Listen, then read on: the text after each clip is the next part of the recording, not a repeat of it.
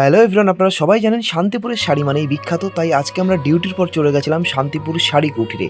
যদিও আমরা শাড়ি সম্পর্কে আমাদের কোনো আইডিয়াই ছিল না, তাই এই দিদিটা আমাদেরকে প্রত্যেকটা শাড়ি সম্পর্কে খুব সুন্দরভাবে বোঝাচ্ছিল এবং একের পর এক খুব সুন্দর সুন্দর শাড়ি দেখাচ্ছিল।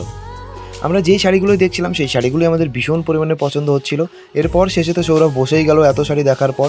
তবে বেশ সুন্দর সুন্দর শাড়ি ছিল, শাড়িগুলোর নাম আমরা জানি না, তবে দিদি আমাদেরকে খুব খুব ভালোভাবে বুঝিয়েছিল। শাড়িগুলো আমাদের বেশ পছন্দ হয়েছিল প্রত্যেকটা শাড়ি, কিন্তু টাকার অভাবে আমরা সেই সমস্ত শাড়িগুলো নিতে পারিনি। আর এদিকে আমি প্রচণ্ড পরিমাণে বোর হচ্ছিলাম, আমার মাথাটা প্রচণ্ড পরিমাণে ধরেছিল। তবে যে শাড়িগুলো দেখাচ্ছিল সেগুলো খুব খুব সুন্দর ছিল। সৌরভের মায়ের জন্য, সৌরভের কাকিমার জন্য সৌরভ দুটো শাড়ি নিতে চেয়েছিল।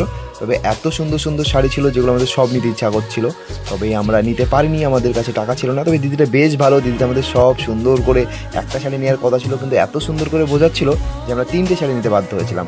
আর এদিকে এই ছেলেটা, এর সঙ্গে তুমি যেখানেই যাও সেখানে 2-3 ঘন্টা হাতে সময় নিয়ে যেতে হবে। তবে শেষে আমরা 3টে শাড়ি নিলাম আর পেমেন্ট করে ওখান থেকে বার হয়ে এলাম। বেশ ভালো লাগলো শান্তিপুরের। আপনারা জানাবেন শাড়িগুলো কেমন হয়েছে আর শাড়িগুলো কেমন ছিল।